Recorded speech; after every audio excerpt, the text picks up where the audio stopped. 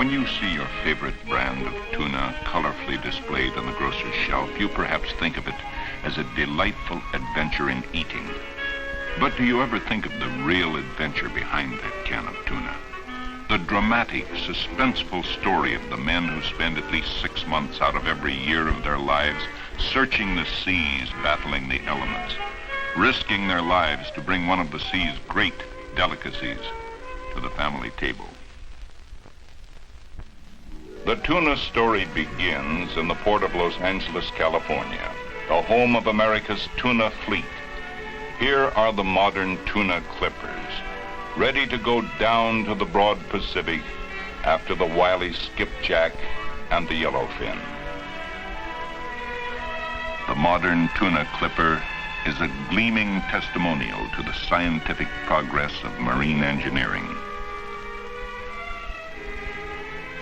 Since the precious cargo of tuna must often remain aboard for months at a time, the ship's hold is a series of refrigerated vaults capable of holding 350 tons of tuna, quick frozen within minutes after the catch. The clipper is powered with an 8-cylinder diesel engine having a cruising speed exceeding 12 knots. It's not unusual for the wives and families of the men to gather on the pier for the departure, for unlike the ordinary husband who goes to his job daily, these men will be gone from 3 to 4 months, sometimes longer. Carl Soares, the skipper, whose family boasts generations of fishermen, gives the signal to start the engine. The chief engineer makes a last inspection.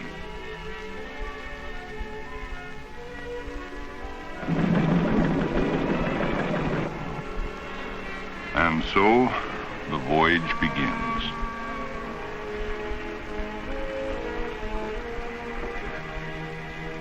The men wave a final farewell to their loved ones as the clipper points her bow toward the breakwater and the open Pacific. The day dawns bright and clear as we finally reach the bait grounds. The ship's entire personnel have become well oriented, and each member of the crew goes about his duties with precision and efficiency. The first piece of equipment over the side is the bait receiver. The speedboat is lowered.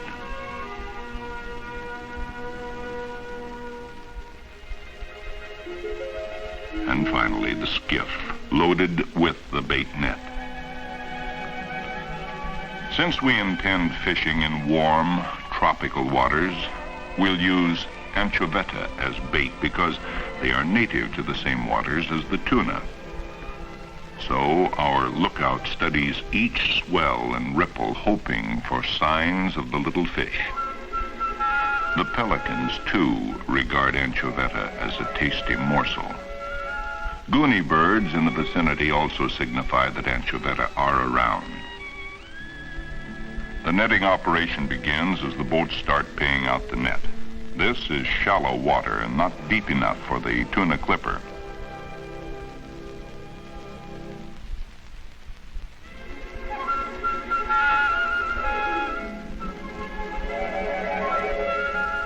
When the net completely surrounds the school of anchoveta, it's pulled in, trapping the bait inside.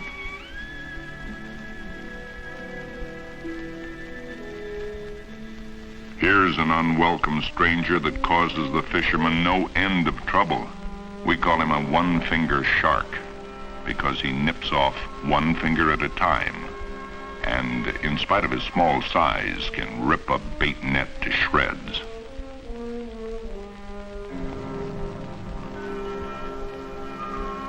The skipper is alerted by radio that the catch is in, and the speedboat loses no time in bringing up the bait receiver.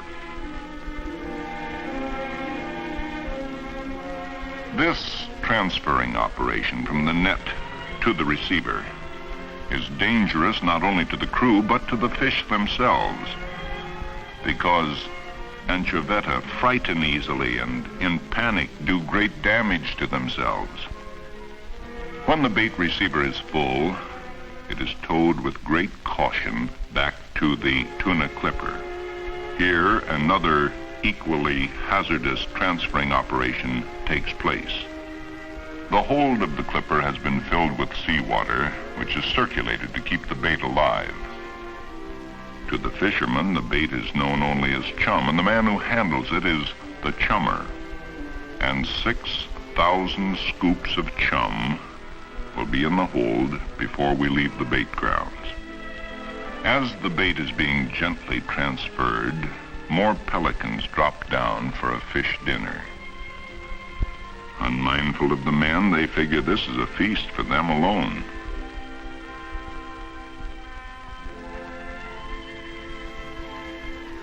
With the clipper's hold crammed full of anchoveta, we head south for the Tuna.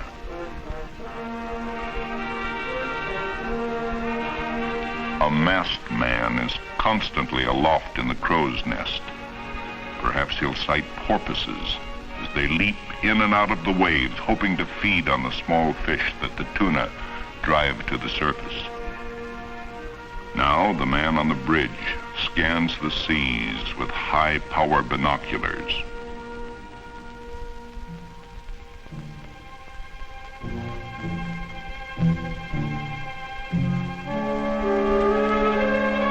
Tuna, the sign we've all been waiting for. The clipper moves through the porpoises into the school.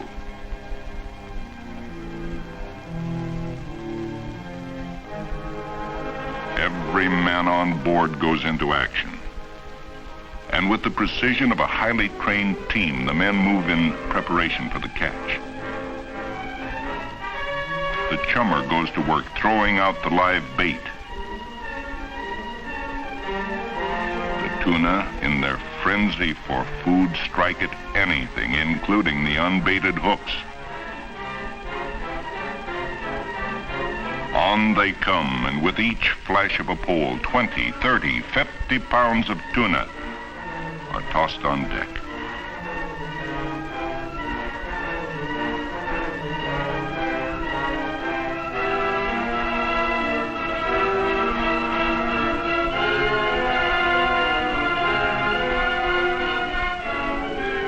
Every color of the rainbow is brilliantly reflected in this seething mass of tuna. We're lucky, or here's one of nature's strangest phenomena, reserved only for fishermen. These are spinning porpoises, and they jump as high as 15 feet in the air. Uh-oh, that flashing white belly, that's no tuna, that's a shark. Our rights to the fish are being disputed by those savages of the ocean, the shark and the barracuda. He hit him, a fatal shot right in the spinal column. But the shark is as determined as he is deadly. Has been known to jump clear out of the water to grab a fish that's been hooked. Sharks have even jumped onto the wrecks with the fishermen. He searches about underwater, ready to make a ferocious pass, slicing with a razor-like accuracy. The barracuda is just as deadly. One of the fastest swimmers in the sea. He, too, is waiting to move in on the unwary tuna. Another shark is hooked. As he's brought on board, it can be seen plainly why he frightens the tuna. His teeth are like razors. Then, as though bearing out the fears of the fishermen, the tuna vanish as suddenly as they appeared. They seek the refuge of the deep to escape the killers. The fish are quickly consigned to the quick freeze brine below decks, and we have aboard more than 60 tons of the tastiest meat that ever came from the depths of the ocean. More days and more miles as the clipper pushes further south in search of more tuna.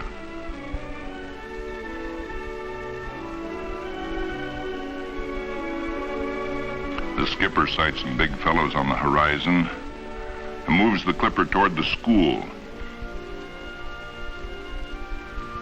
To handle the larger ones, the men fish as a team, 2, 3, and even 4 poles on a common line. Even then, it taxes all their strength to pull 150 pounds of fighting fury out of the water.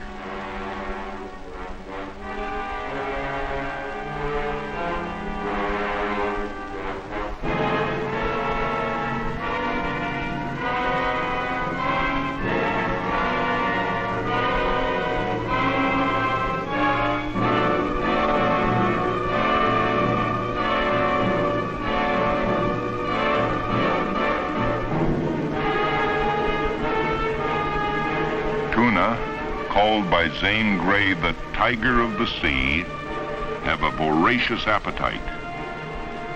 They strike like a whirlwind.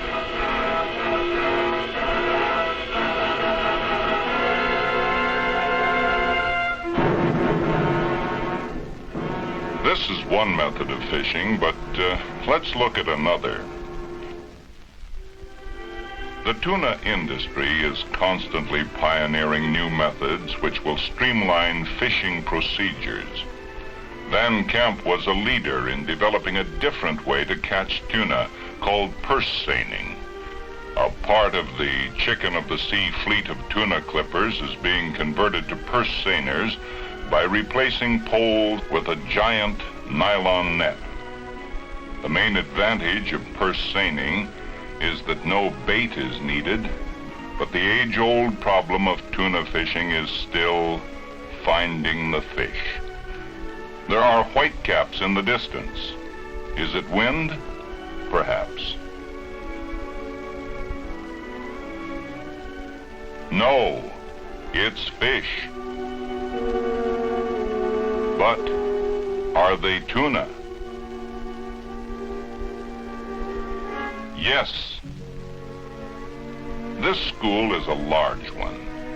Now the captain must determine how fast and in what direction they're moving. The skipper moves the ship in close to the school. The men are ready with the net. He gives the signal to set the net. Now it's a race against time. The school of tuna must be encircled before they become alarmed and dive or change direction.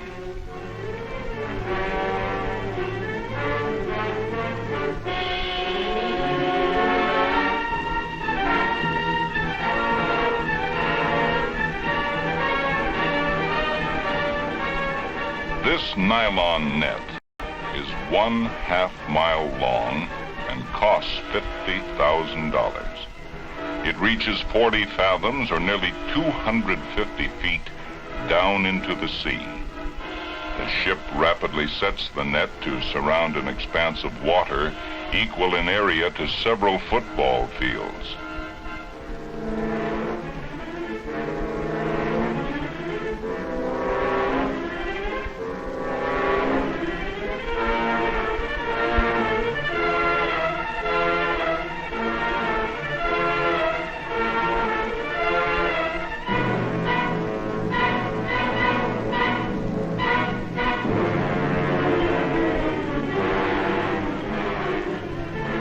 Fish are now encircled. Their only way out is straight down through an opening in the bottom of the net. This last escape route must be closed. Once both ends of the net are attached to the ship, the seiner skiff must cut free and get out of the way.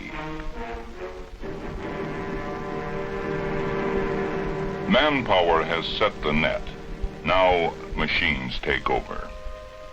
Power winches and pulleys join to reel in the purse line, which is attached to slip rings along the bottom of the net. Drawn through the rings, the purse line slowly purses the net to a close. A broken cable can lose the fish, and to lose the catch at this point would be heartbreaking. It could happen.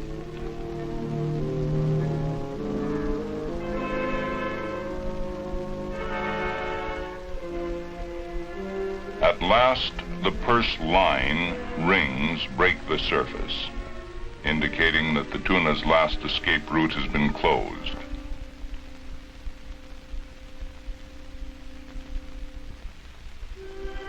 Porpoises, playmates of the tuna, are everywhere. But we are after the tuna.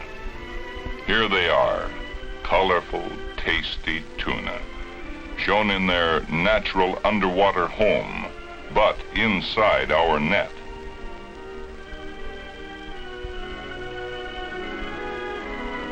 The net must be made smaller in order for us to reach the tuna.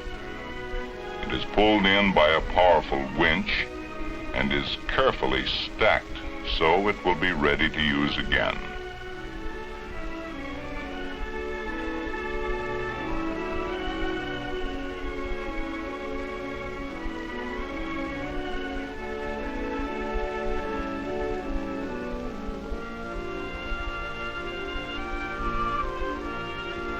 Friendly porpoises are assisted to freedom by the ship's crew.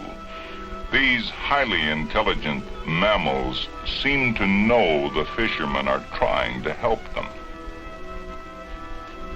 Sometimes they appear to be shouting, "Me next," with powerful flips of their tail flukes.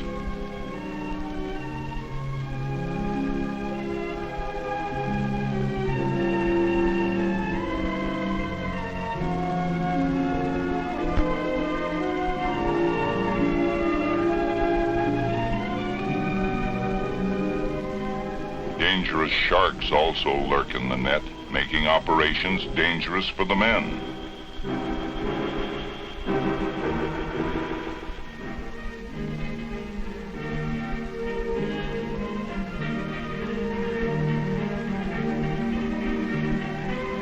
Now, the last 40 feet of net is crammed with tuna. This is a good catch. On top are the 25-pounders, prime yellowfin tuna. But first, the other fish in the net must be taken out. This is a manta ray. He will be put back into the sea. This back-breaking job of scooping the tuna out of the purse is called brailing.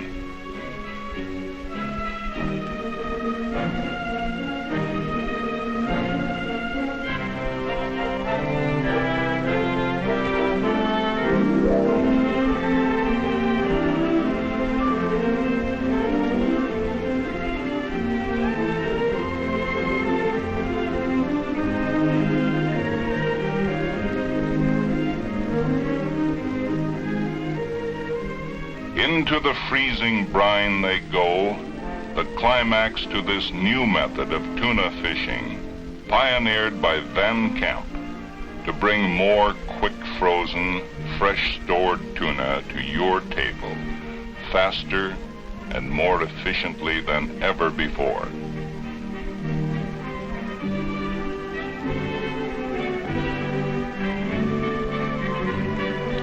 At last, the catch is in. The hold is full with 350 tons of tuna, and our ship heads for home. As our clipper moves back up the line, the seas get heavy. It's always an omen. There's weather ahead. With several hundred tons of tuna aboard, the clipper rides low in the water. Our decks are awash the entire time we're off the coast of Mexico.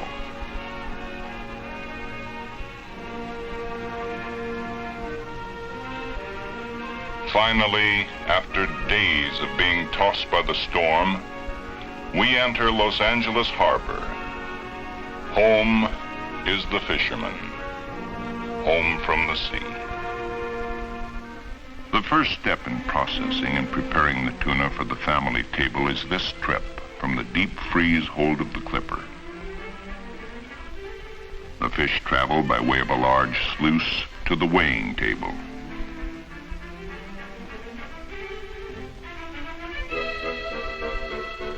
Like so many chunks of ice, they are carefully weighed.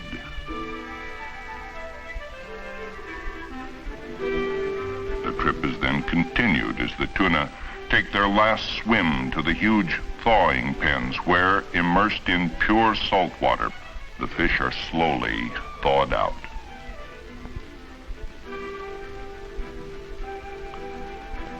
A quick flash of a razor-sharp blade, and the viscera is deposited in a special container to be sent to the reduction plant. After butchering, the tuna are inspected and racked for cooking.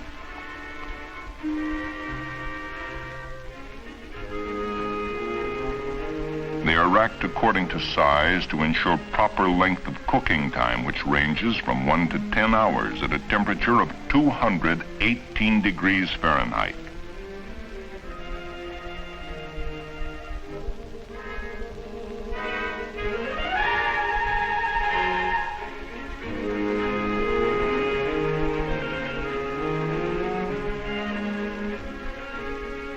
From the cooker, the tuna is taken to the cooling room, where it is left overnight. Another journey takes the tuna to one of the many long rows of cleaning tables where hundreds of white-gowned women take over the important step of cleaning and scraping, leaving only the choice loins for packing. The head, skin, bones, and even the dark meat are consigned to the reduction plant for scientific processing. These experts prepare the loins for the chopper, which cuts them for fancy or chunk-style packs. This piece of precision mechanism is aptly called the guillotine. It fashions morsels of the tender meat for chunk-style packs. New and improved methods of processing and packing are constantly sought for and achieved. And although there's very little margin for error in the precision filling of each can, it is tested for weight before oil is added. Thus, the entire trip from cooker to canning is a matter of minutes. Then, just enough of nature's finest vegetable oils is added to preserve the flavor and the delicate texture of the fish. Like a parade of tin soldiers, the cans move in single file to be capped and sealed at the rate of 5 per second.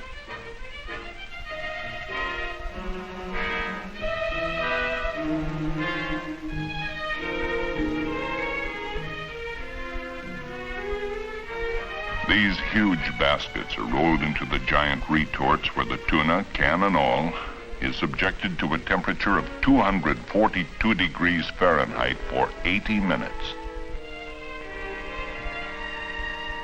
And this one bank of retorts alone is capable of cooking 250,000 cans at the same time.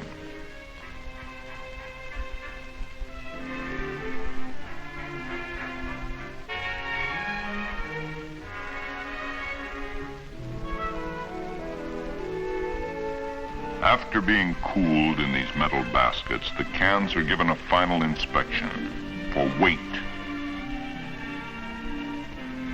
and for proper vacuum.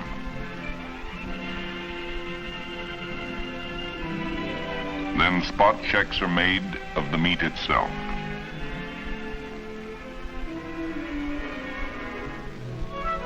When the lot has passed final inspection, the cans travel to the unscrambler, which in turn feeds them onto an elevator. Then they are gravity-fed into a labeling machine, which sends them to the packing cases at 480 a minute.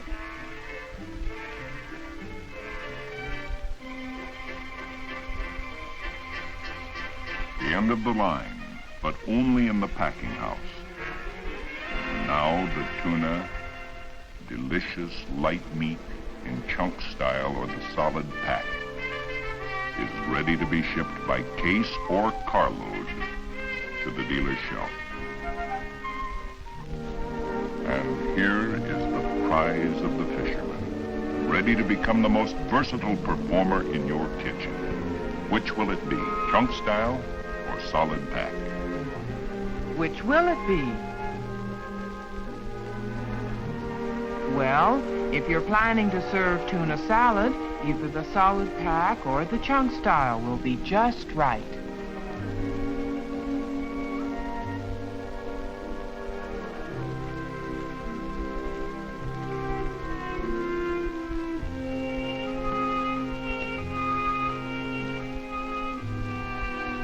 zesty tuna combined with lettuce and spinach or with carrots and beets. Simple to prepare and simply delicious.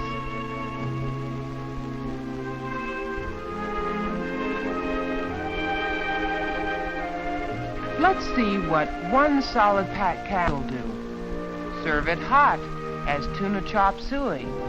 Inexpensive, and in addition to its nutritional values, there is that touch of exotic glamour.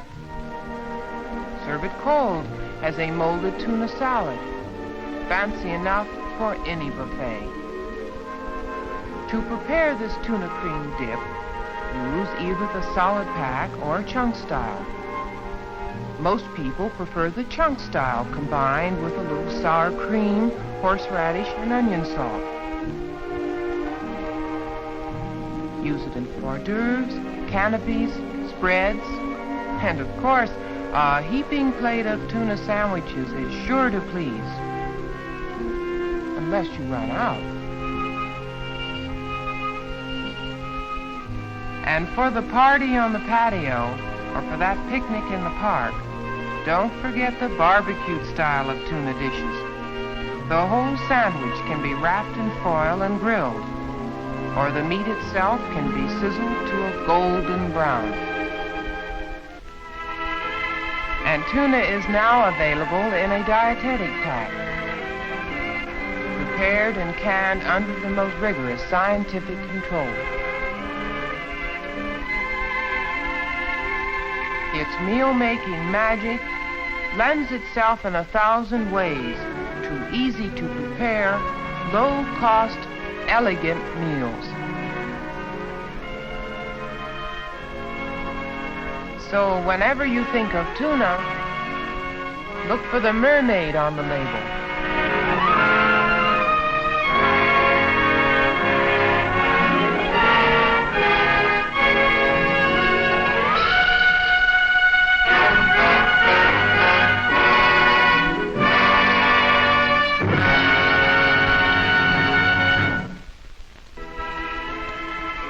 Our Creative Cookery booklet contains recipes for the dish illustrated in this film and many more. For your copy of Creative Cookery, write to Chicken of the Sea, Post Office Box 2111, Long Beach 1, California. That's Chicken of the Sea, Post Office Box 2111,